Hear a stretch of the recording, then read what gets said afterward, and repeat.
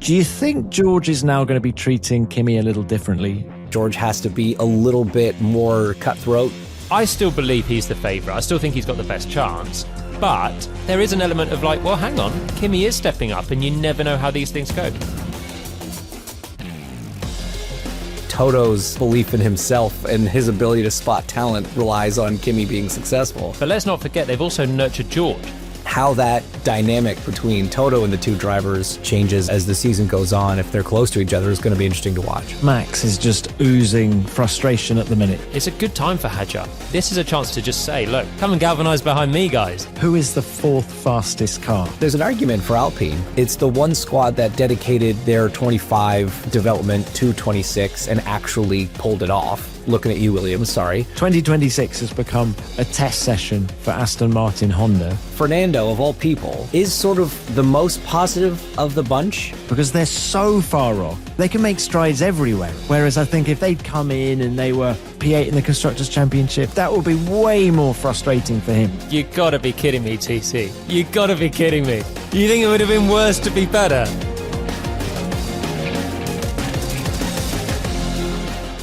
Welcome everyone to the show. I'm Tom Clarkson and we've got a bit of a break before the next race in Miami at the beginning of May.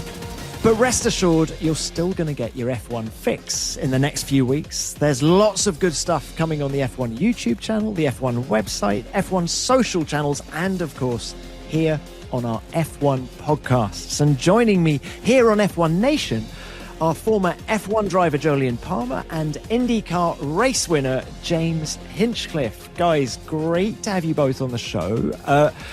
JP, let's start with you. How was the night shift over the Suzuka weekend?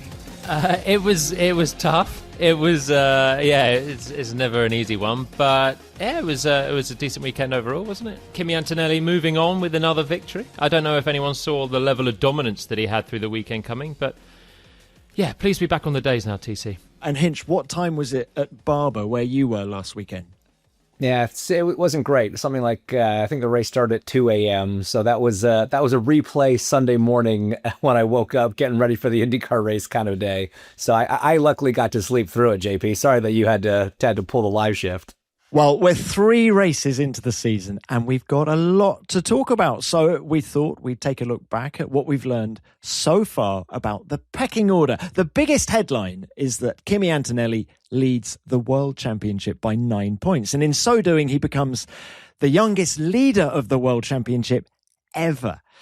He has 2 wins to George Russell's 1. So guys, let's start with our world title leader, Kimi Antonelli. How impressive, JP, let's start with you. How impressive was Kimi in Japan?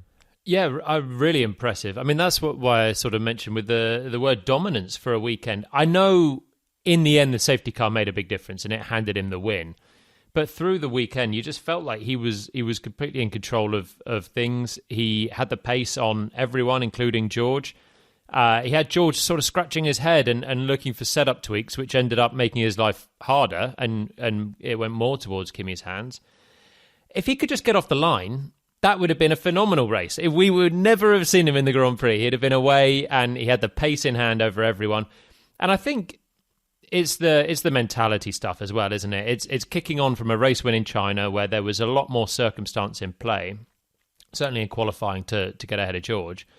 But then kicking on back-to-back victories, and he just seemed so calm. Even when he had a bad start, got himself back into position to win, even without the safety car.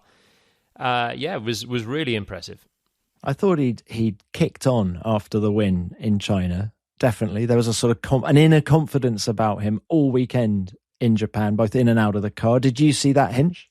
Yeah, you see that all the time, don't you? When a driver gets their first win, it can often open the floodgates, and it takes that pressure off. You know, you think back to China and that little mistake that he made in the hairpin late in the race. JP, you know what it's like. I know what it's like. You're leading a race. It's going to be the first win of a new category or something like that, and there's so much pressure, even with the massive lead that he had, right? You're thinking of all the things that could go wrong, and you have that small lapse in concentration, kind of snaps you back into place. You get it done.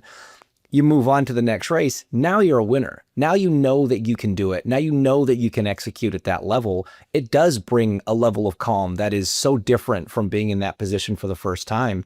And, I think you're right. I think you saw it all weekend long in Japan. And for me, what was super telling was the disappointment with his second lap in Q3. That would have been faster. Didn't matter, but he was still annoyed that he made that mistake.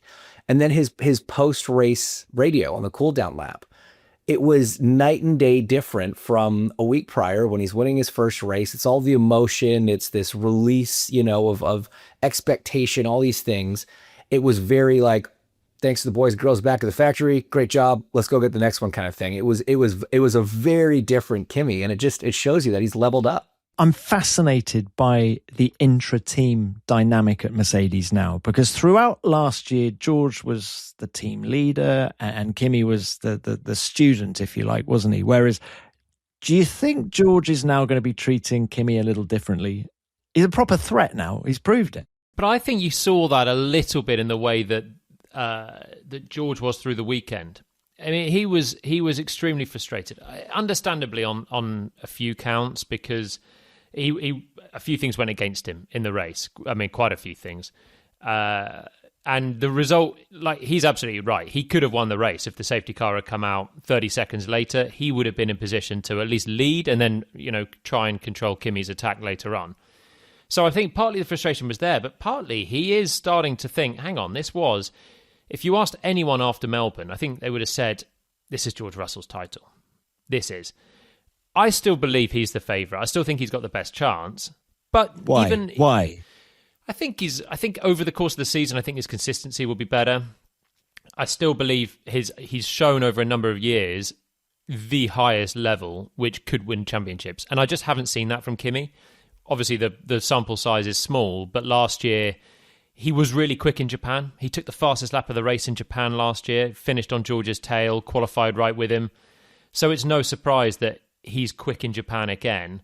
But can he be quick on circuits that he struggled in? Remember the lull he had in the middle of the season? You can't have those in a championship-winning year. And in fact, Oscar showed it last year. It was so good for so much, but had the lull in the Americas and it cost him.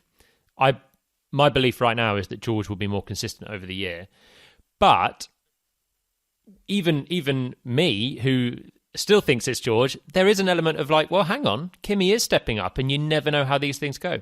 I agree with 100% everything that JP just said. And the Piastri, I think, story is an important one to kind of consider and kind of remember, because if George, for whatever reason, has a few races mid-season where things don't go well and he hits a bit of a slump, that could bring things, back. You think of where Piastri was after Zandvoort, right?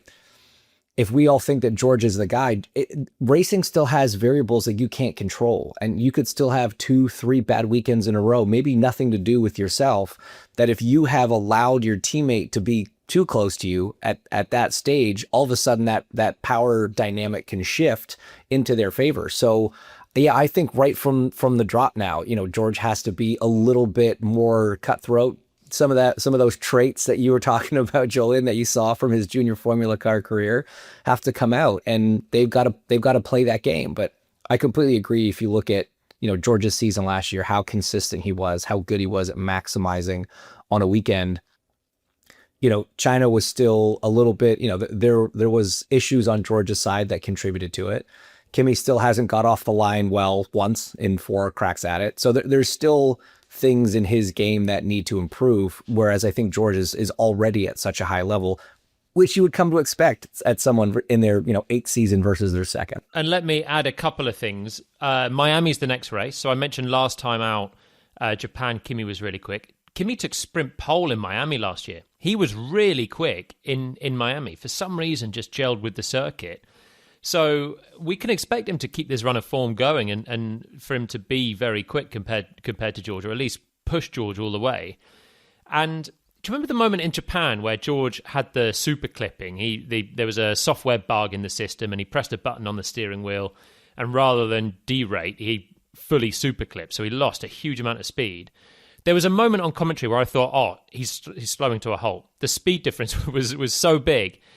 And you think these power units, in this new set of regs, they are fragile. Mercedes components have got wrong quite a lot in the back of other cars. Williams have struggled a little bit. McLaren have struggled a lot more. It doesn't take much now for anything to happen to George. And with the lead that Kimi's got, maybe he has another good race in Miami, something else, and suddenly the gap's like 34 points. It's possible. It's all hypothetical land, but then the pressure's properly on because he will feel a bit like Lando this time last year. He'll be thinking, this is my year. All of the cards have fallen. That right now, this should be etching 2026 champion George Russell. It has to be that in his head. But you start to think after a few races when if you're on the back foot, and let's say something goes wrong when you're already on the back foot, like it did for Lando in Zandvoort last year, you start to think, wow, I can't afford to lose this. See, I think the other thing to consider too is right now we're looking at just the two Mercedes cars as kind of always being 1-2. But as the rules develop and teams improve, all of a sudden a bad start could drop you down to 6th, but you might not be able to just drive your way through the field anymore. And you might finish 5th and your teammate wins. So for a lot of last year, it was Oscar versus, Lando, P1 or P2. P2 was a bad day. Later part of the year, second half of the year, P3 was a bad day because Max was in the conversation. But if all of a sudden you're having these 4th, 5th, 6th place finishes where your teammate's up on the podium, that 34-point deficit can be created very quickly. Actually, I'm already shocked that we're at race 3 and we've had a Mercedes in a race that's not, there was a safety car, but it didn't massively affect George. He was 3rd at the safety car. And we've had a race where Mercedes aren't on the podium. That shows already the rate of progress and the rate of raceability of the Ferraris and the McLarens. So it's a good point. This episode is sponsored by Shopify. Starting something new always comes with a few question marks, doesn't it? Whether it's launching a business or beginning a new project, there's always that moment where you think, what if this doesn't work? Well, that's where Shopify can help. Shopify is the commerce platform behind millions of businesses around the world and 10% of all e-commerce in the US, powering big brands like Hinch and Gymshark, as well as people just getting started. And it's super easy. It gives you everything you need to get going in one place. From building your online store with ready-made templates to match your style, to Shopify's built-in AI tools that help you write product descriptions, enhance images, and even generate page headlines. Plus, it's got excellent email and social media tools designed to help you market your business and find your customers. And if you ever get stuck, Shopify's award-winning support is there to help whenever you need it. It's time to turn those what-ifs into with Shopify today. Sign up for your $1 per month trial at shopify.com/nation. Go to shopify.com/nation. That's shopify.com/nation.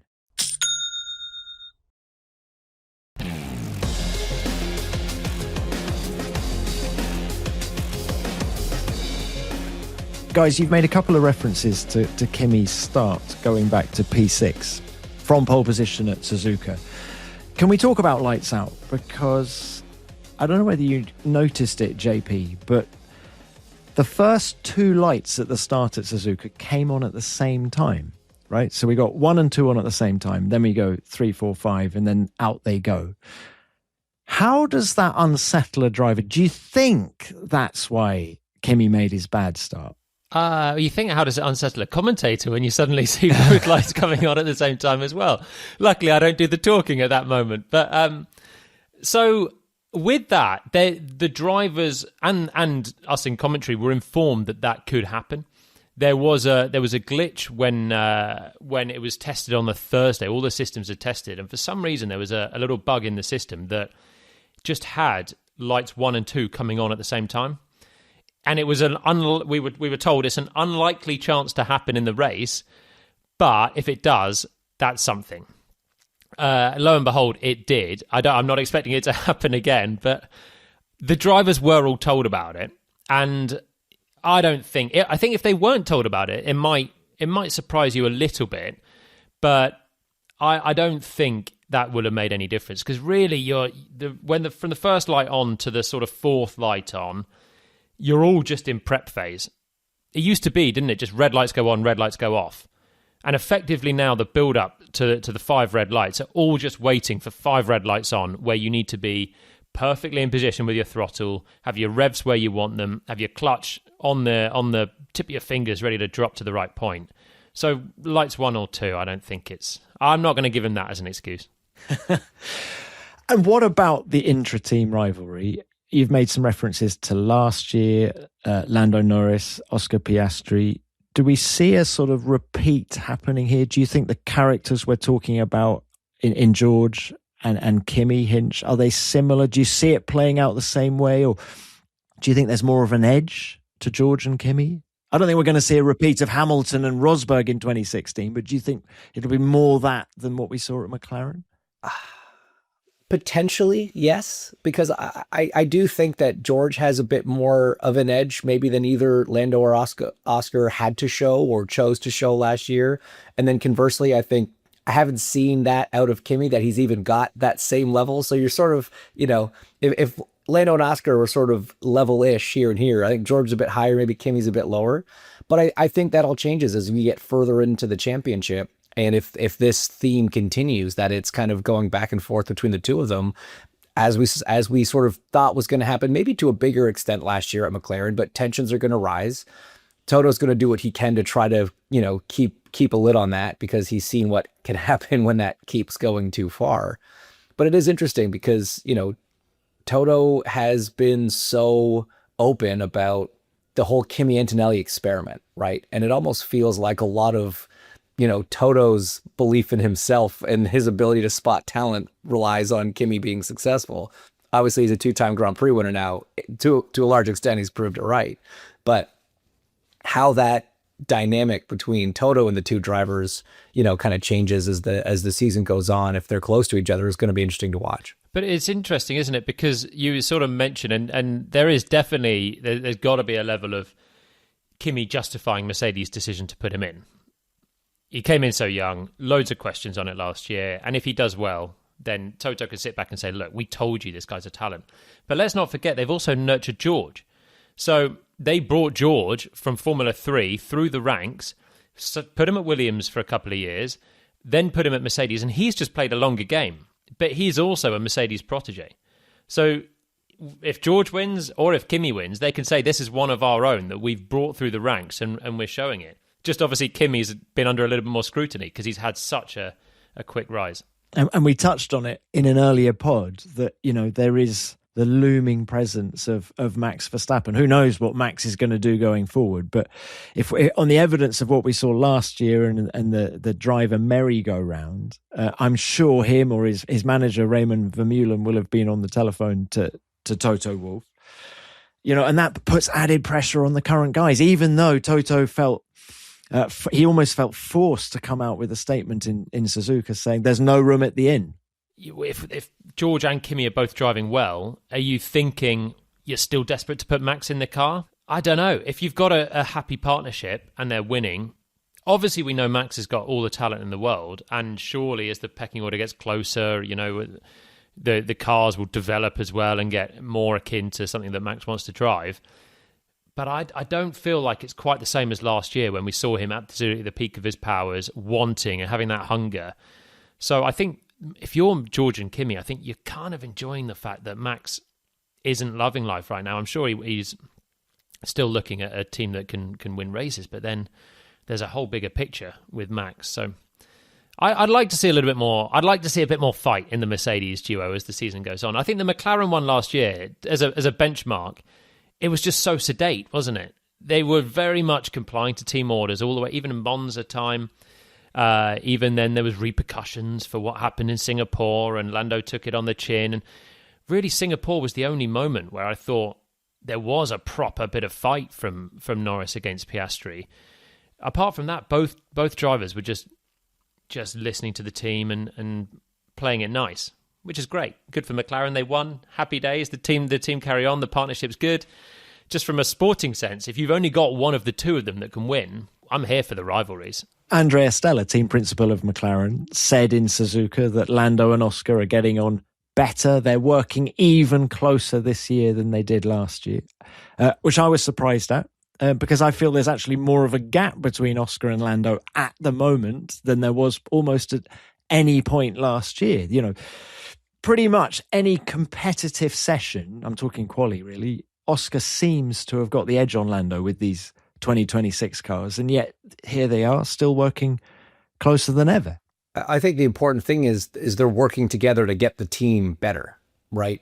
Beating your teammate to fourth and fifth is a lot less fun than beating them, for first and second. And so I'm not surprised that they're working even better together this year, because they need to get that car up into the fight. It's just not there yet. They've already shown a little bit of progress. They've always had Miami as kind of the race for their first big upgrade package. That obviously is not going to change now.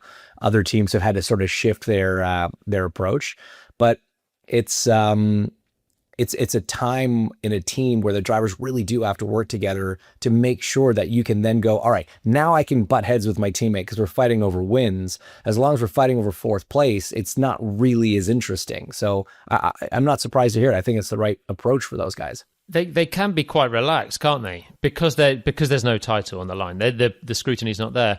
Also, I feel like Norris has not had a very good run of things at the moment. So China in the sprint, he outqualified Oscar. Then there was not much in it, but he lost out in the China qualifying. Neither of them started the race. But in Melbourne and Japan, he's had so many issues going through practice that I don't think we've seen Lando particularly on a clean weekend as a reference against Oscar. So not only are they not competitive enough, hopefully they'll get there quickly. And Japan was a much better showing for Oscar. But yeah, I think in terms of the comparison, when you've got one car being so hobbled and only running sort of half of practice, it does make a fair comparison a little bit harder. JP, I'm just here to big up your work, quite frankly. And I have spent my time since Suzuka reading one of your pieces on the Formula One website. It was a long read. 3 keys to Piastri's brilliant weekend in Japan. For those who haven't had a chance to read this brilliant article, what were they? Wow, thanks, TC. You should read it. But if you can't get around to it, then it was qualifying, being so close. I mean, if you're a McLaren, if you can qualify in third position, you fundamentally have a shot of leading the race at the moment, don't you? And he was very, very close to actually out-qualifying George at the end of Q3. So I think obviously the first key, getting ahead of Charles Leclerc on the grid and almost getting the front row. Second key was obviously the launch. His start was phenomenal. And we are seeing actually really good starts from the McLarens when they can get to the line. They have managed to get a good handle on it. So it's not the Mercedes power unit that's particularly tricky. Mercedes are just bad off the line. And then the third key, I thought, was the way that he managed the race. And that's the bit that, I mean, the qualifying and the start are obvious to see, but I loved the way that he controlled the race and the way that he let George through, managed to repass him straight away, kept life in the tyres and was actually just gapping him before then getting on the radio and saying, right, what are we doing on the strategy? And he was active about it. He didn't want to be there in first position, thinking he's got the pace now to hold on to George and just be undercut by a faster car. So rather than just sit there, let the strategists do their job and accept whatever comes, I like the way that he was on the radio and said, right, we need to make sure we stay ahead. So then Tom Stallard gets on the radio and says, all right, when do you want to pit then? And I quite like that, that's not an easy question to be asked when you're in the lead of the race with everything to lose. He took the initiative. It didn't work out because of the safety car. But all of it I thought was really good and fundamentally just unlucky with the safety car. The Behrman Colapinto crash I think it's the first time we've had a safety car outside of the first 15 laps in decades at Suzuka. Do you think Piastri would have won that Grand Prix without the safety car? Probably not. But you can't be sure, which is the good thing for McLaren. And for me, Kimi was still the threat, even though he was behind George. It's easy to forget when the safety car came out, Kimi was at the front, then it was Oscar, then it was George. So without the safety car, probably you get Kimi going much longer. I don't think Mercedes pitted George in the right window. I think that was an error on any count, pitting him when they did. And obviously it became unlucky when the safety car came, but there was no reason to pit him. So I think the ball was going to play in towards Kimi's court here, going long, using your pace, and then getting a tyre offset at the very least, or an overcut if you're that fast, to then come through without a safety car. like for like then, the second half of the race, you got Kimi, Oscar, George. George was just behind him on the safety car restart, and he finished fourth. He lost positions. You thought, okay, they'll make mincemeat of him and there'll be a 1-2. But actually, no. Line astern on the safety car restart, and Oscar just held George back for the whole race. And in fact, George tumbled down. What about Ferrari then? Charles Leclerc brings it home third. Hinch, I'd like to know your thoughts on why Leclerc was so much more dominant over his teammate, over Hamilton at Suzuka. Because remember, Hamilton came out of China the previous race, having got his first podium in red. He couldn't have been more positive, and yet he never really took the challenge to Leclerc all weekend at Suzuka, at a track that he really loves as well.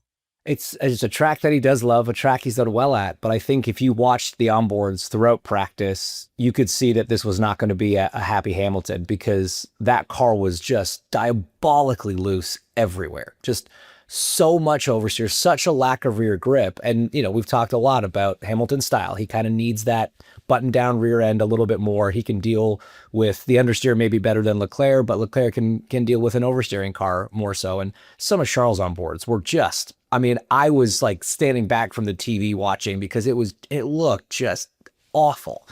And so, I don't think he was particularly happy behind the wheel, but I do think that he manages that balance a little bit better than Hamilton does. So it's not a huge surprise that he had the edge over him. It's maybe a bigger surprise and a bit of a disappointment for them that they couldn't get a handle on the balance. It seemed like a lot of teams struggled to get their cars to do what they wanted them to do. And I think that's ultimately what put Lewis on the back foot, was just he didn't have the rear grip that he did have in China, more of a front limited track, to kind of exploit it. So tough weekend, I think, for the squad, and they'll be extra disappointed to see that they've kind of been overtaken in a lot of ways by McLaren. To have Oscar finish ahead of them, both, I think will be a bit of a wake-up call. I think that's where the Ferrari's quick, though. I think the Ferrari's a car, every time you see it, it's a bit on the knife edge. And sometimes it was too loose. And like you say, Charles was hanging on to it. Even in Q3, out of spoon, he had a huge snap. And that was on his, most grip, last lap of Q3. And it's still wanting to spin him off. But I do think that's how the Ferrari car is. When I've watched it in preseason testing, it was the same story. It's a little bit on a knife edge. But it is really quick through the corners. So it's not like it's that they don't have speed through the corners. They are actually the fastest car through the corners. When Charles had his big moment at Spoon, he was on a par with Kimi at that point. I think he would have lost it because the straight line speed performance isn't as good anyway before he had the D rating. But for me, there is still a feeling that Charles will just be a little bit quicker than Lewis, or is a little bit quicker on balance. I completely agree. Lewis doesn't want to have the oversteer. Charles' natural flamboyance will let him hang on to it like that.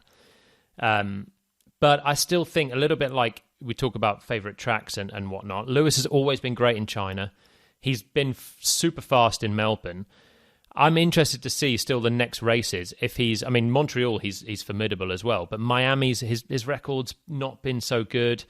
Again, it's one where you think if Charles can hang on to it, he's been quick and erratic in the past. But I want to see if Lewis can make this a sustainable fight at Ferrari, or if it's a little bit like last year where he was quick for a couple of races and then tailed off. And I think we haven't seen sort of evidence either way yet. Joe, I asked the top three in the post-race press conference what they needed to focus on in the spring break that we're now in prior to Miami. Kimi Antonelli said, I need to work on the starts. Okay, fine, after what we just see. Yeah. Oscar Piastri says, we just need to work on optimizing what we have. And Charles Leclerc said, we need to work on the engine, which we're not allowed to do, obviously, in the regs. But he really drilled home the point that Ferrari's PU is not as good as the Merc, the two guys sat next to him. Would you agree, or is it just the way the car's set up? It's all power unit performance that they're missing compared to the Merc and the McLaren. Completely agree. If you look through it, like I said, their cornering speed's really, really good. Yeah, and actually, I think there's an element between both drivers, and particularly Lewis was struggling on Sunday in Japan with understanding the energy deployment. So going quicker through the corners, slower on the straights, and losing lap time. Charles was really left kind of fuming on Saturday that he thought he was on for this Senna-esque lap and just derated down towards 130R. But Lewis in the race as well was really struggling to work out the balance of speed through the corners versus having energy to use on the straight. So the actual hardware, I'm sure there's a good performance deficit, but maybe there is a little bit more for Ferrari to just understand about their power unit anyway, just to close the gap. Right. So let's talk pecking order.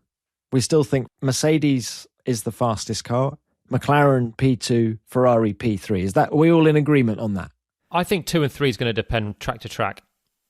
I'm going to get it well ahead of ourselves, but TC, when we get to Monaco, I think Ferrari can win. I said it from the start. I'm sticking to my guns because it's not power sensitive. McLaren are starting to understand the Mercedes PU. They are obviously finding time. There's going to be some upgrades coming on their car for Miami. I think they probably will be overall second quickest, but there'll be certain tracks where Ferrari are flying. This is a paid advertisement from BetterHelp. Money is one of those things we don't always talk about openly. But financial stress can affect us more than we realise. It's not just about numbers on a spreadsheet or what's in your bank account. It can show up as anxiety, disrupted sleep, or tension in relationships. And at times of year, like the start of a new tax year, when finances are suddenly front of mind again, those pressures can feel even heavier. Because many of us grow up with certain beliefs about money, what we should earn, how we should manage it, what success is supposed to look like. And when things don't quite line up with those expectations, it can bring a lot of stress or even shame with it. If any of that rings true with you, therapy might be a helpful way to talk things through, explore where those pressures come from, and build healthier ways to cope. It isn't about financial advice, it's about understanding your relationship with money and the feelings that come with it. BetterHelp connects you with qualified therapists in the UK, and they do the initial matching for you through a short questionnaire to understand what you're looking for, and if the fit isn't quite right, you can switch to a different therapist at any time. When life feels overwhelming, therapy can help. Sign up to get 10% off at betterhelp.com/F1Nation. That's betterhelp.com/F1Nation.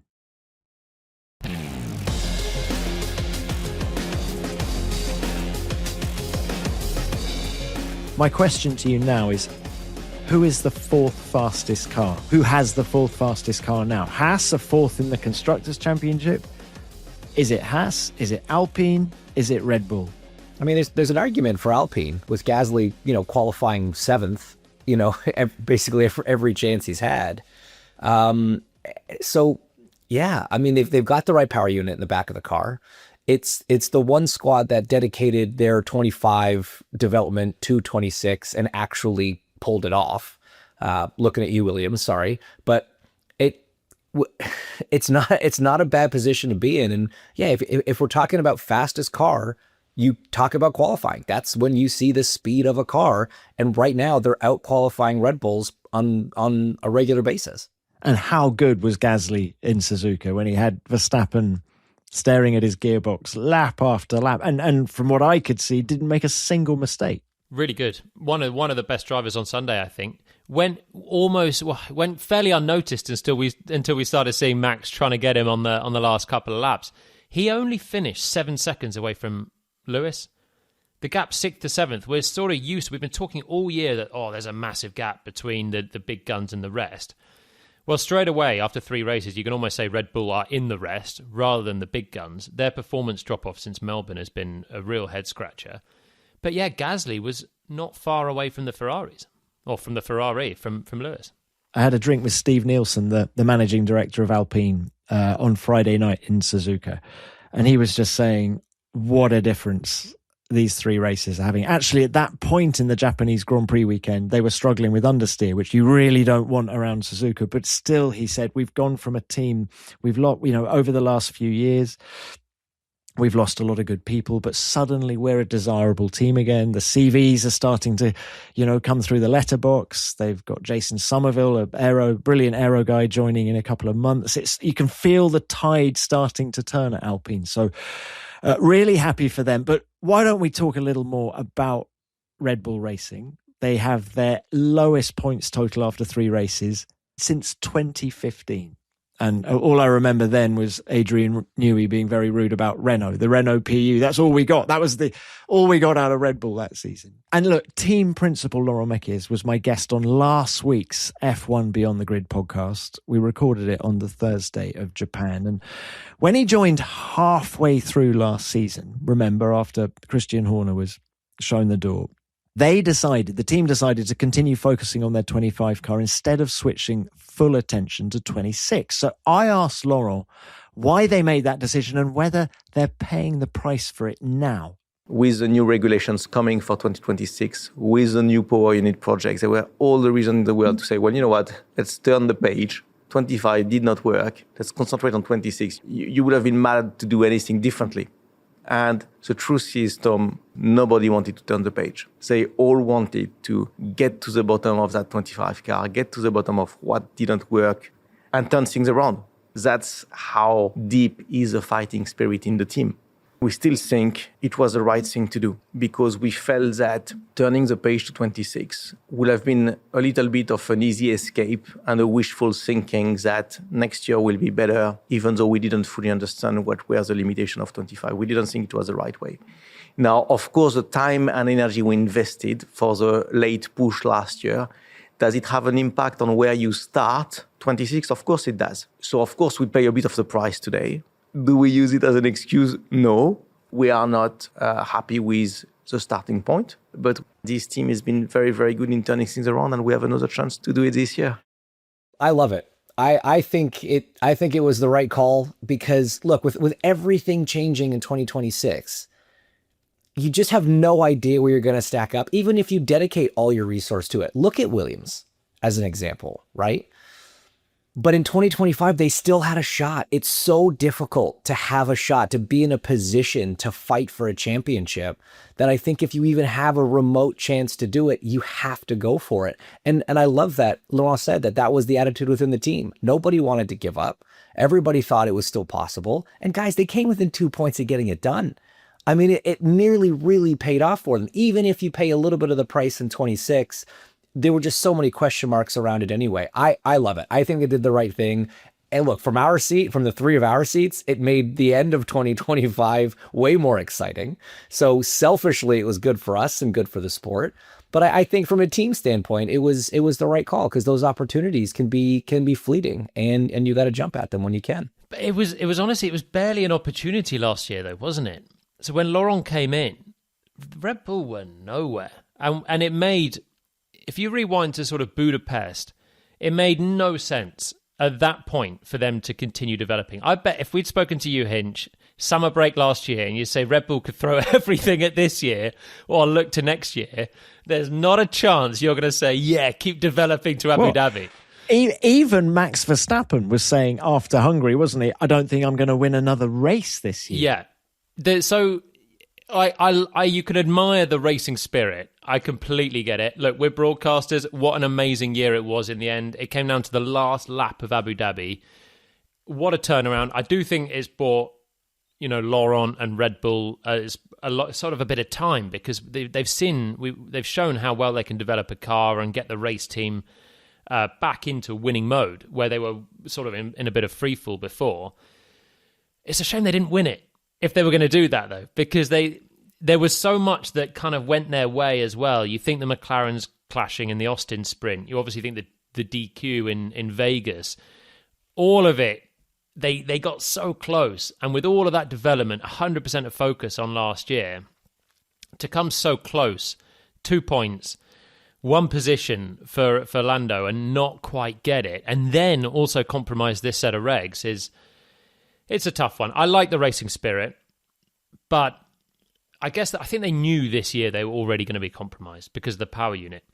What they probably didn't know is actually their power unit is pretty solid and it's better than they thought last summer. So when you actually see how it stacks up, even compared to the Ferrari power unit, it's not bad. It's just that the car's underdeveloped, and you think, oh, maybe we actually could have done a little bit more for this year. But hey, we enjoyed the fight in 25. A lot rests on Miami for Red Bull, doesn't it? You know, they're bringing a big upgrade package like a lot of the leading teams. And where they stack up in Miami, I think, will define what the rest of the season looks like for them. Yeah, because they've got to understand the car, don't they? I mean, it's not as simple as we're a bit slow. Like we're missing a few points of downforce. You talk to the Cadillac guys, right? It's like, yeah, we're missing load. We know that. Like the car's pretty reasonable. It's just, it's underdeveloped. We don't have as much downforce. Let's find some ways to slap some downforce on a car. The Red Bull, I mean, the comments coming out of Max and Isack in Japan were tough to read, man. They were not very complimentary of the balance, of setup changes, of correlation. I think Hadjar was saying the car felt like it was trying to kill him at some point. It's not a happy car, and they don't know why. They don't know why they were third on the grid in Australia and then have fallen down to the pace that they had in Japan. So that's the bigger concern. It's not as simple as, yeah, we're going to keep developing the aero and keep finding more points of downforce. There's a fundamental issue with that car.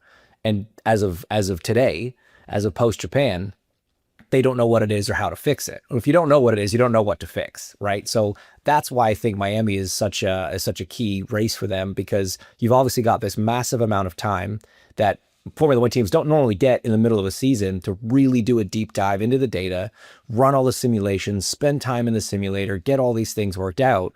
And then if you get to Miami and you haven't gotten on top of some of these issues, even directionally understanding, where to go, that's not a great sign for the middle part of the year for that team. I think they have some performance in the car, but it's obviously they've just been missing a setup window for the last couple of races. When you think back to Bahrain testing, everyone they were in the conversation for at least the top four. They were not in a conversation of Alpine and Haas. Then Hadjar qualifies third. Maybe other teams didn't optimize, but they were in that conversation. And you've got to remember, Max came from the back of the field and was right on the tail of the only McLaren in the race.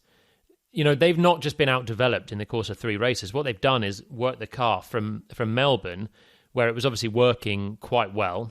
They've then, for some reason, got to China.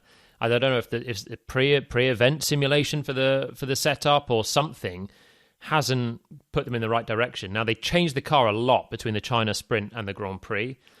It didn't make any difference to the balance. And then once again, we got to Japan and they were fighting with various issues, loads of understeer, loads of oversteer, and couldn't find a balance. But it's just weird how it was working okay in Melbourne. I know everyone's moving forward and the goals are shifting, but that Melbourne performance, even if McLaren are gaining and Ferrari are gaining, it should leave you well clear of Alpine and Haas. So it's the big thing is understanding it, isn't it? And obviously bringing upgrades is gonna help. It's going to be a moving goal this year. But if you can't understand what you've got currently, then it's so difficult. It reminds me a little bit of Mercedes for the last couple of years. Occasionally would be quick, had no idea why. It's a big problem. And a car that's difficult to drive, which of the 2 Red Bull drivers would you expect to qualify ahead? Max Verstappen. So I think let's look at the positives from the team point of view, that the fact that Hadjar out-qualified Verstappen in such a difficult car.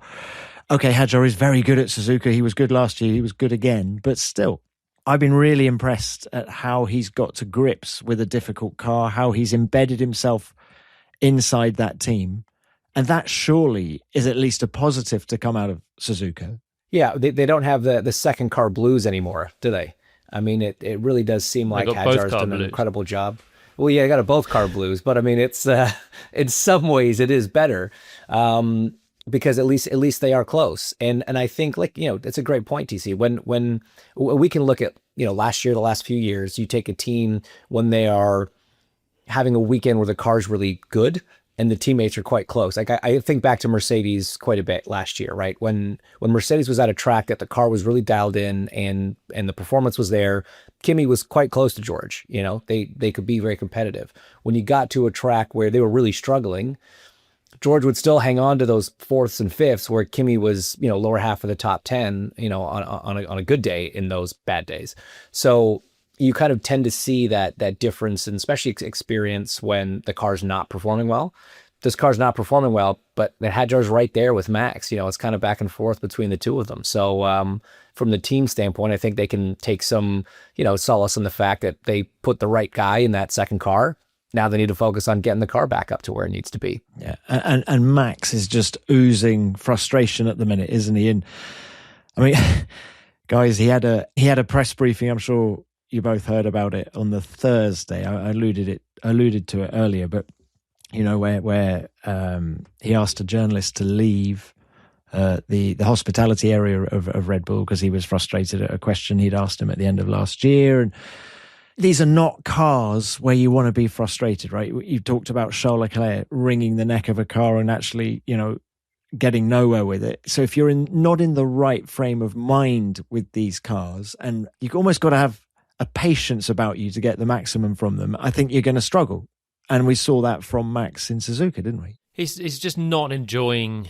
He's not enjoying anything about it, is he? He's not enjoying racing the cars. He's not enjoying driving the cars. Like you say, the patience, the different tactics and management you need behind the wheel is not what he inherently wants to do.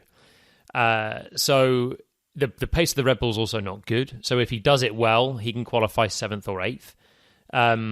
And he just wants to get in a car, drive it in the old school way, and these are needing this set of regs. You're needing to adapt a lot. You're needing to do things that drivers won't be used to from behind the wheel, and small techniques make a big difference. And yeah, he's not in the best headspace for it. He's still doing a solid job when you look at it. He came through, finished behind Gasly in the Grand Prix, was coming through in China as well, and had the power unit overheating, the battery overheating.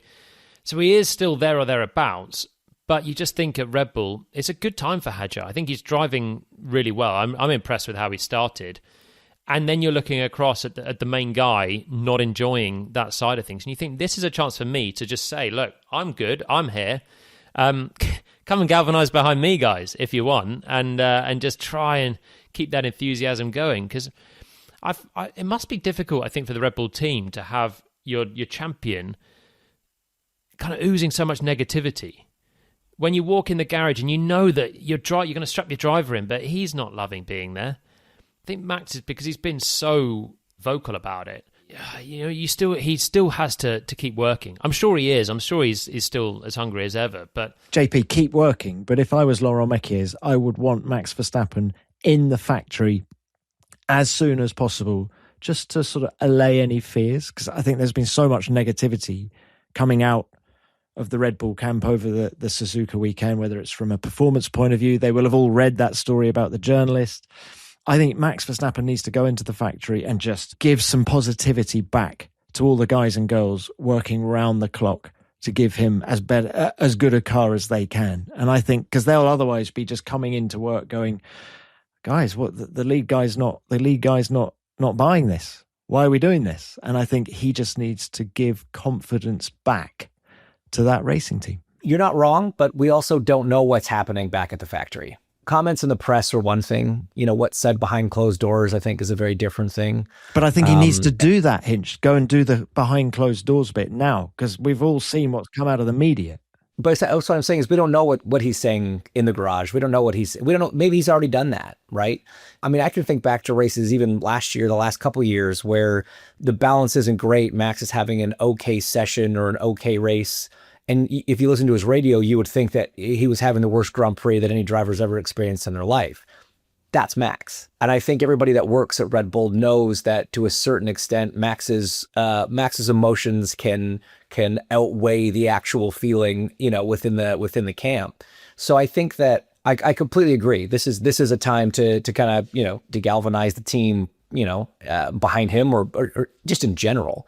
They're so used to winning over the last half decade, and they're not in that position right now, but they've proved that they can make a comeback when properly motivated and heading the right direction. But I think the people there, they know Max. I think they believe in Max. I think that they believe that every time he's getting into the race car, regardless of what he says outside, regardless of what he says with a microphone in his face, I think they believe that he is working 100% of his efforts to make this thing better, that when he's strapped into that car, he is driving to within 100% of his abilities. And that's what a team wants to know, is that the effort that they're putting in, the 100% effort they're putting in behind the scenes to build a better car, is being matched by the effort, by the driver inside the car. And take sound bites out of it, I'd be surprised if anyone on the team could argue that Max isn't doing that part. So can the cheerleading part maybe get a bit better, a bit stronger? Maybe. Again, we don't know what's being said behind closed doors, but I think they've got faith in what he's doing behind the wheel. This episode is sponsored by Indeed. You just realized your business needed to hire someone yesterday. So how do you find the right candidate fast? Easy. You use Indeed. Instead of your job post getting buried in a sea of listings, Indeed Sponsored Jobs helps you stand out and hire faster. Your listing jumps to the top of search results so the right candidates see it first. And it really works. According to Indeed data, sponsored jobs posted directly on Indeed get 45% more applications than non-sponsored jobs. Plus, there's no monthly subscription, no long-term contract. You only pay for results. One of the things I love about Indeed is how quick and efficient it is. Hiring can feel overwhelming, but with sponsored jobs, the process moves faster and you attract stronger candidates. There's no need to wait any longer. Speed up your hiring right now with Indeed. And listeners of this show will get a £100 sponsored job credit to get your jobs more visibility at Indeed.com/F1Nation. Just go to Indeed.com/F1Nation right now and support our show by saying you heard about Indeed on this podcast. Indeed.com/F1Nation. Terms and conditions apply. Hiring, Indeed is all you need.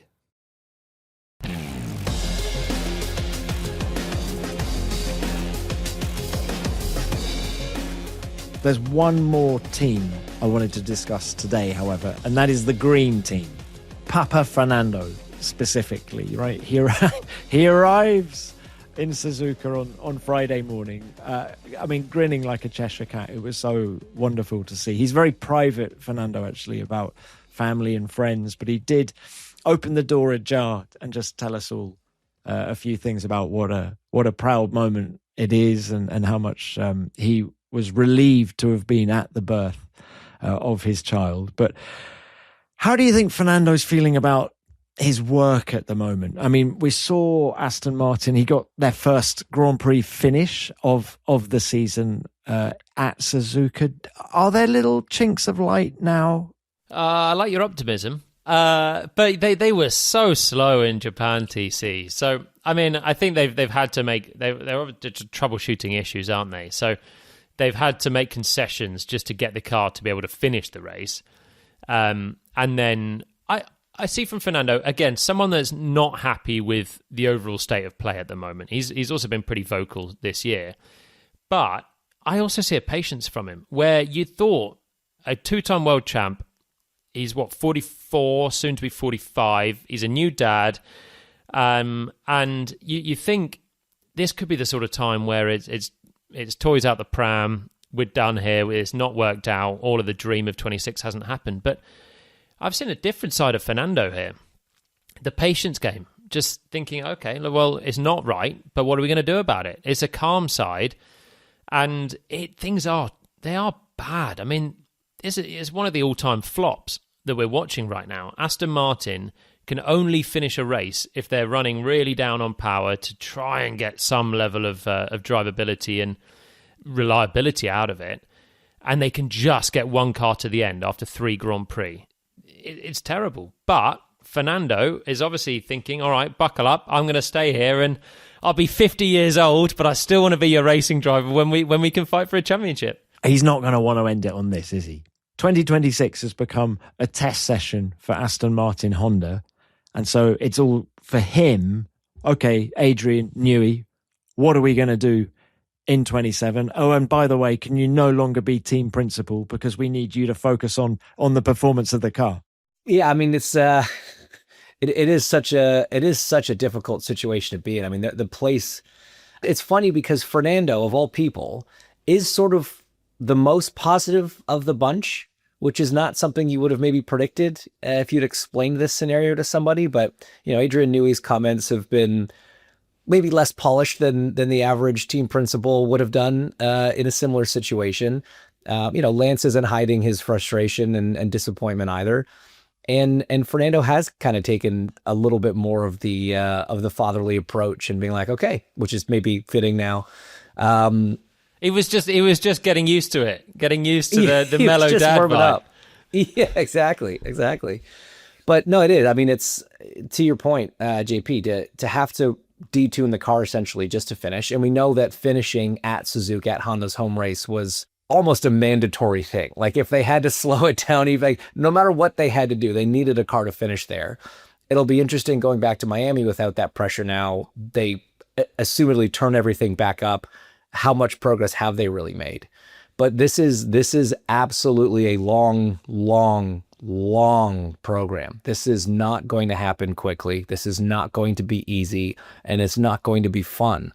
But I think those in the team that stick it out, that keep the morale high and keep the mentality in the right place, hopefully in 2-3 years, maybe, will be rewarded with, because all the pieces are there. I mean, they're all there, but it's just not come together.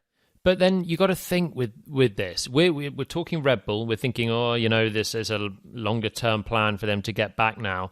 Ferrari, the development upgrades that they may have at some point to close the power unit side, and Aston Martin will 100% get that because they are miles adrift and they need it. But we are talking 1.7 seconds to get out of Q1. You could have put 2 entire Grand Prix grids in that gap last year. And that's just for Aston Martin, for Fernando Alonso to make it to Q2. That's the level of performance they need for some point this year to go and find. And it's not the work of a moment. But guys, that's why Fernando Alonso, I think, is being relatively positive about it, because they're so far off.